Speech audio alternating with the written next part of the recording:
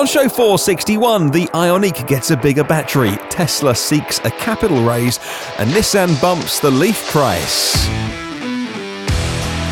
Well, those stories and many more coming up on today's podcast. Lots to talk about today. A few clarifications from yesterday as well. I've slept for 24 hours. Let me clarify that. I haven't slept for 24 hours. I've slept on it, and 24 hours later, the Model 3 price is making more sense to my tiny brain. I'll explain more about that in a moment. Thank you very much, by the way, to everyone who supports this show on Patreon. Their billing cycles around the 1st or the 2nd of the month. So if you are a Patreon supporter and you have once again supported this podcast for yet another month, I am beyond grateful. Thank you so much. As always, thank you to myev.com for helping make this show. They've built the world's first marketplace for buying and selling and learning about EVs along the way as well. It's USA only, you lucky sausage. If you live in the US right now, you can enjoy this fabulous resource. Check out myev.com.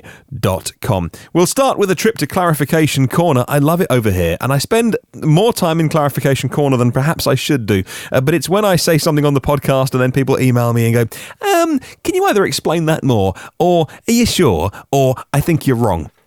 Let me start with Charles' email. Charles Hall emailed me to say, can you please clarify what you mean about Teslas costing more than £40,000 over there in the UK, and how comes it triggers more taxes? Okay, well, let me explain that if I didn't explain it well enough on the podcast yesterday. Charles also says, please explain, as an American, many of the European taxes are alien to us, like VAT. Are you saying that if you buy a car for a penny over £40,000, you pay more tax? Let me explain, if I didn't do a good enough job yesterday. One of the things about buying a car here in the UK, at least, I can't speak for the rest of Europe, we have a thing called a luxury tax. And if you buy a car, if you buy an EV more than £40,000, a penny more than £40,000 on the recommended retail price, the list price, before you add any options, then if it's more than 40k, you then pay 320. Okay, I should have prepped this better. I think it's £320 every single year that you own that car. And it kicks in from year 2, and it does go on for many years. If you sell the car, the new owner has to pay that every single year. That's best described as a luxury tax. We also have what we call in the UK a road tax, otherwise known as Vehicle Excise Duty, VED. And that's based on the CO2 emissions of your car. So clearly, if you buy an EV that's less than £40,000, you don't pay any tax at all. So, for instance, the car that I've talked about recently, the diesel, that has sat on the driveway for 6 months and we haven't driven it because I don't really want to sell it to somebody because I don't want anyone to get any more use out of it. But equally, I don't want to scrap it. Oh, what a silly situation to be in. I should just get rid of the damn thing. And that has a diesel engine, but it's taxed on CO2 emissions. So there's like £20 a year I have to pay tax on that. The EV that we drive, well, of course, that's zero emissions, and we've driven that exclusively for the last 6 months. Then there's zero emissions, zero CO2. We pay zero road tax on it, or zero VED, Vehicle Excise Duty. So, if you buy an EV, you don't pay any tax, but if you buy an EV over £40,000, you pay this luxury tax, and yes, it is paid every single year. So I hope that clarifies it a little bit. Charles also says, what if you sell your car that cost you £40,000 and a penny to your wife? Will she have to pay the luxury tax now that she's the new owner? Yes, Charles, she will. He says, how about if you wait 10 years and sell it to your wife? Is she still paying the tax? No. This particular tax, I hope you're keeping up, doesn't go for more than I think it's 5 or 6 years. Someone's going to clarify this, and then we'll have to take another trip to Clarification Corner, won't we? You can see how confusing this is for me, says Charles, and I'm sure most other Americans as well. I've never heard of such a tax. The closest we have is property tax. Yes, it's a strange situation. EVs are currently exempt from this excise duty that all cars have to pay based on their CO2 emissions, and there has to be a change at some point in the future because, well, roads don't get built for free. That would be, of course, if the money that we pay on owning a car was ring-fenced to building roads, which it's not as far as I know. It all goes into one big central pot. So, That's our first bit of clarification. Second one, yesterday, and I do want to address this. I was a little bit down last night on Tesla Model 3 pricing. I think for a couple of reasons. It went live at maybe 7 or 8 o'clock in the morning when I was already up and about working on podcasts. And like I said, my current project is helping other people make podcasts as well. And so I've been really super busy. So I'd started early doors and I was at my desk and working by like 7:30, which if I'm doing a day in London means leaving my house at 5 a.m. So then I saw the pricing. Then I was a little bit bummed because it was quite a lot of money. Elon had tweeted previously, years ago, about the Model 3 standard being just over £30,000. Of course, that's not the standard Range Plus that he was talking about. And in that time, the exchange rate in the last 2 years has gone a little bit floopy, and now you get a lot less for your money here in the UK. So it's not in our favour, and the more I lived with it, the more I thought about it, the more it makes total sense just to do a direct conversion, because we have, and again, let me explain taxes for you, Charles, the previous email, VAT, value added tax, on every single thing we buy, apart from very few things which are exempt from VAT. Children's clothes, for instance, and there's a much reduced pay VAT on things like electricity. That's what is that, 5%? Or maybe it's nothing. But otherwise, it used to be 17.5, now it's 20%. It's 20% on everything you buy is value added tax, VAT. So, take the price of the sticker price of the Model 3, the Standard Range Plus, which is for sale in the US. And of course, you don't have VAT. I know that you have sales tax, and this gets a little bit confusing, doesn't it? Oh, I'm so sorry. However, I was trying to explain why yesterday I was maybe moderately bummed about the price of the Standard Range Plus, which in the US, by the way, if you go to the US configurator, for the Standard Range Plus, $31,000 is the price they list after, what do they call it? They call it like the after savings price, which still annoys me. But it's $39,500 before savings is the price of the Tesla Model 3. And that's not far off the price in pounds. And yet, of course, the exchange rate means it should be a lot less. Here in the UK, add 20% for value added tax on all consumer goods. Add 10% of the price of the item for an import tax into Europe from the US products made, cars made in the US imported into Europe, add a 10% import tax on that. And then, of course, there's the little bits like registration fees and all those kind of things. The way that I reconciled it in my brain after sleeping on it last night was that a $1,000 iPhone, $1,000 iPhone is £1,000. And whilst it seems incredibly unfair and disadvantageous to buy something in the UK when I could take a holiday to the US and buy a phone when I'm there, by the time you add taxes, by the time you add shipping, and of course, look, I know it costs, it is so nuanced. I know it costs less to ship an iPhone from China to the UK than it does a Model 3, which is worth 40 times as much as an iPhone. Even if you shipped 40 iPhones from China to the UK, it wouldn't cost as much as shipping one car from Fremont, California to here in the UK. So clearly, shipping is a lot more, and there's import taxes on cars of 10%, there's VAT, there's the exchange rate, and actually, the more I sat with it today, yesterday I was a little bit bummed that Tesla couldn't bring the price under that magical 40,000 for us.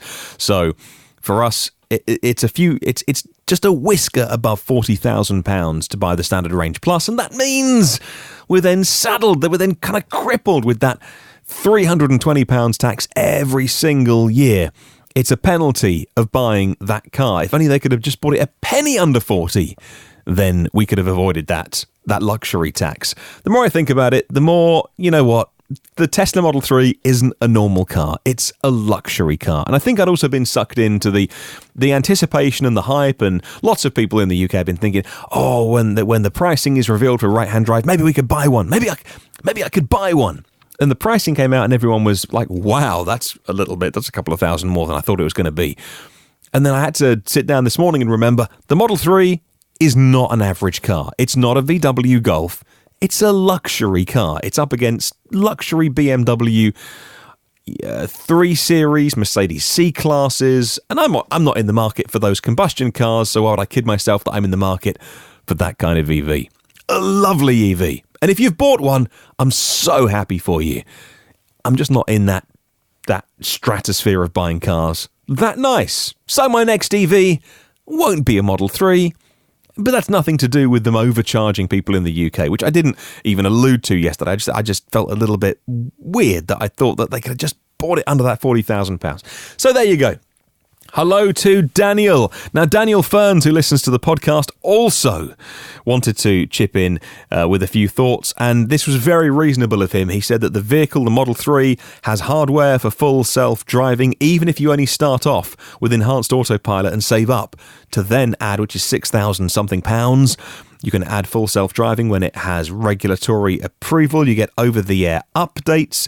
The IONIQ, the Hyundai IONIQ, he says as an example, the sat-nav and the database was from 2017 and was only updated in February of this year, and only if you took your Hyundai IONIQ to a dealership. The sat-nav database in the Model 3 is updated over-the-air almost every night. The Tesla Model 3 has to make a profit on the cars they sell. Other car makers can either have them break even or even be loss leaders to get some market share. Every Tesla has to also gather data for full self-driving, and somebody has to pay for that. You get new things added to your car, which weren't there when people bought the Model 3 originally. Sentry mode. Dog mode. The sticker price as well for every Tesla includes a contribution to the cost of the supercharging network, and so Daniel goes on with very reasonable arguments.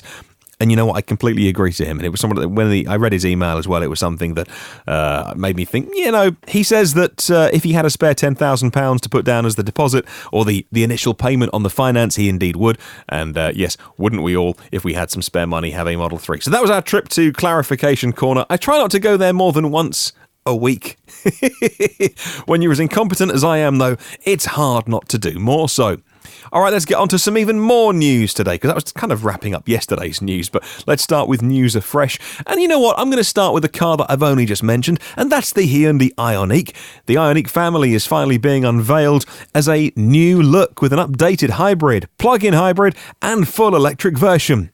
Some highlights, particularly the ones that matter, on the electric car. The new IONIQ has more range, but with a lower charging speed at DC fast chargers. And we're used to everything going up. So what about the battery size getting bigger, but the charge speed going down?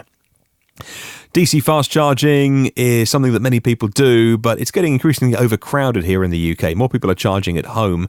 Charging is more convenient, it's cheaper, it's slower. So is that even a bother for you? Well, Pedro at PushEVs, one of my favourite bloggers in the EV community, I wish he'd write more articles, because when he does something, it's always very good, but it's a bit sporadic. Points out the new IONIQ Electric's battery has indeed gone up by a lot. From 28 kilowatt hours to 38.3 kilowatt hours. 38.3 is the new number for the incredibly efficient IONIQ. Drivers can now go further with 36% additional storage, 294 kilometres of range on the WLTP cycle. The onboard charger has been upgraded, 7.2 kilowatt onboard charger for Type 2 AC charging. 80% battery charge on a fast charger is 54 minutes, a bit slower than cars that it's up against. So the speed it charges has gone down a little bit, but the battery size has gone up. Why is that? I think that's because of I would imagine, I don't know, I'm no expert, I'm an idiot who talks on the podcast. I imagine that's the nominal voltage of the pack being lower than others. So when you look at the amp, the current, the amps you can put into the car, and the pack voltage, I think that's probably the limit. If they'd gone for a bigger voltage or higher voltage car, you could have got more juice into the car a little bit quicker. Standard street seat trims, black or grey or red or electric shadow. The new IONIQ's safety package is pretty much best in class. Front collision warning, avoidance assist, pedestrian detection, cyclist detection, lane keep assist, high beam assist. You can get LCAS or that's lane keeping assist, lane follow assist as well, which is the one that keeps your car driving so you can take your hands off the wheel, and intelligent speed limit warning as well, using the cameras on the car and information in the nav to identify road speed signs. Using radar sensors, it'll detect the distance to the car in front with smart cruise control, stop and go technology, leading vehicle departure alert, and many more as well. Makes it a very safe car. Additional options include blind spot collision warning and rear cross-traffic collision warning. Taking a cue from the Kona as well, the regen's pretty sophisticated. You've got one pedal driving on the new IONIQ, and it allows drivers to stop the car by simply holding the left paddle shifter behind the steering wheel, and no need to push the brake pedal. Working with smart regen braking, the energy recuperation is automatically adjusted depending on the incline of the road, and it's got those sensors inside the car, the traffic situation as well. It's got Eco Plus mode. It supplements the standard Eco mode, comfort and sport driving modes. In Eco Plus, if you select the Eco Plus mode and drive in that mode, you reduce your energy consumption and the car's remaining energy will be extended by using all that smart technology. I'll put a link in the show notes to find out more. I know many people listening to the podcast are really super keen on the Hyundai IONIQ. They were keen on it with a 28 kilowatt hour battery. They'll be even more keen with almost a 40 kilowatt hour battery. Before I came into the studio, I checked out the Hyundai UK website, and it's still listing the old one, so I'll keep an eye on that. I know it goes on sale in September 2019, but I was hopeful that they might have updated the configurator or be at least allowed to put a deposit down on the new one. IONIQ, incredibly efficient, as I mentioned, a very low drag, and a car that, again, when you talk to IONIQ owners, they really, really like those cars. So let's talk Canada, and the Tesla Model 3 launching its new cheaper model. 150 kilometres of range in Canada means you get access to a federal tax incentive of 5,000 Canadian dollars. But Fredda Electric says they're now learning the company is not offering a software upgrade to increase the range. So the car you buy, I think it's pretty fair to say, I don't know if this is confirmed anywhere, the car you buy is a standard range plus, just like if you buy the standard range in the US by going in store, it's an off-the-menu item. But if you want your $35,000 standard range, you can do that by going in store. It's a standard range plus with a battery lock. To be eligible for the incentives, a vehicle must have a base model manufacturer's price in Canada of less than $45,000 for passenger cars and less than $55,000 for 7-seaters. Eligible vehicles with 6 seats or fewer, the highest priced trim must be less than $55,000. So you've got to hit that window. And that's what Tesla's done with the Model 3, launching this new ultra-low range of 150 kilometres. It disqualified the new incentives that came in Canada. It disqualified Tesla's vehicles from being eligible for the new range of incentives because the base Model 3, even available off the menu, as it were, going into store and asking specifically for it, nudge, nudge, wink, wink, I'll have the one that we can't talk about or buy online, even then it's $47,000. It's got to be below 45 though. So in response, Tesla lowered the price of the vehicle to $44,999. Like it. $44,999 buys you a standard range plus car, but is software locked down to 150 kilometres, which is 93 miles, which is basically nothing. And as I said on the podcast yesterday, brilliant. You buy the car, then you can unlock it with a software update. You pay a few more $1,000s to Tesla. You get the car, either the standard range or the plus model. Everyone's a winner. You get your $5,000 off. But no, buyers in Canada reached out to Electrek saying that Tesla salespeople were saying they're not aware of any upgrade in place. Electrek contacted Tesla about the situation and they confirmed they're not offering any range upgrade through a software update. You buy the base version. And according to this statement, 93 miles, 150 Ks is your limit. I simply do not believe it.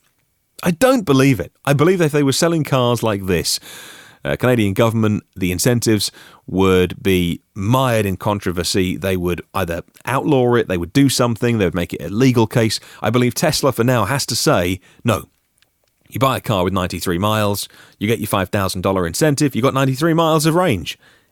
I'm convinced that at some point in the future, when that $5,000 is in your bank account or however the incentive scheme works in Canada, they will say, hey, here's the number, here's the amount, If you give us that, we'll unlock your car to the standard range plus. I just don't believe that Tesla would want any of their cars. It's unthinkable. Now, Fred at Electrek, who knows Tesla way more than I do, he's been reporting on them way longer than I have, he is convinced. He's convinced that you shouldn't buy this car because this car is going to be a lemon. It's going to be stuck at 93 miles. Basically, he calls it unsellable when you want to get rid of it. I agree with a lot of what Fred says. On this issue, I disagree with him wholeheartedly. Tesla, as a brand, won't want 93-mile range cars flying around. It's just too bad at publicity. When this all dies down, mark my words, in Canada, you will be able to pay an amount of money and get that car unlocked. But they're unlocking some money at Tesla. They need it to build more factories and to invest. A capital raise of $2 billion is on the cards, according to what Elon Musk called a Spartan diet. The Spartan diet that Tesla's been on, and also a capital raise eases Wall Street's concerns about the company losing money and their ability to invest in the future, says Reuters. Before Tesla's announcement today, analysts were speculating about a capital raise, had cautioned the company had missed some optimal timing. Last year's third quarter, when the company posted a profit, Tesla reported 4 profitable quarters since going public in 2010. Now, though, is as good a time as any, according to others. $2 billion of additional capital is needed after $700 million of losses in the first quarter. New shares are going to be issued for $650 million. New debt issued for $1.35 billion. That's a total of $2 billion or $2.3 billion, including a 15% option for underwriters. $2.2 billion of cash and equivalent is on hand at the moment in the company. Good. I mean, I wouldn't complain at having $2.2 billion in my bank account. It's great, but it's not enough if you want to start building things like Gigafactory 3 in China, Gigafactory 4 in Europe, and really scaling up the Model Y plant, Tesla Semi, the pickup truck, the Roadster. They're going to need some cash to invest, and that's what this is all about. What about Volkswagen? We know that the ID is coming May the 8th, the unveiling, the order process starts. So why are we not surprised to see this story coming from Ireland, where the e-Golf is now available at 0% finance, making the car more affordable and easily accessible. Customers wishing to move into the new Volkswagen ID can do so easily thanks to a special 2-year PCP solution on the e-Golf. So get the e-Golf, have it for a couple of years, then move up. E-Golf starts at €35,995, because of course in Ireland they have the euro. After government incentives, 0% finance makes it €349 per month. It is the ultimate e-Golf spec for this, by the way, at 0%. The e-Golf is a nice car, clearly not current technology, what with the ID being a few days away. But if you've got some stock lying around, you've made the cars and you haven't sold them yet, nice little finance deal for any of my Irish listeners who might want one for a couple of years and then pick up an ID. Well, the Nissan's been around a long time with the Nissan Leaf, and they're now competing in a very different market to when the cars first came on sale all those years ago. Nissan thinks it deserves to give its new Nissan Leaf, that's the 40 kilowatt hour Nissan Leaf, a price hike in the UK. Nissan telling Autocar the price change is due to market demands and other influences. So the car is actually made here in the UK, so they're not exactly shipping it far around the world. It's made in a place called Sunderland, which is in the north of England. What are the other influences? That sounds to me like the uncertainty around Britain's exit from the European Union. So Zach at InsideEVs.com says the Leaf's base price has jumped to $27,995. That's up £1,805. That's after the government subsidy of £3,500. It's a nice car, like the Leaf, and I've only driven it, someone else's car. I've never owned the Leaf, by the way, but I've driven the new Leaf 40, and it's a fine car, well put together, and highly recommended.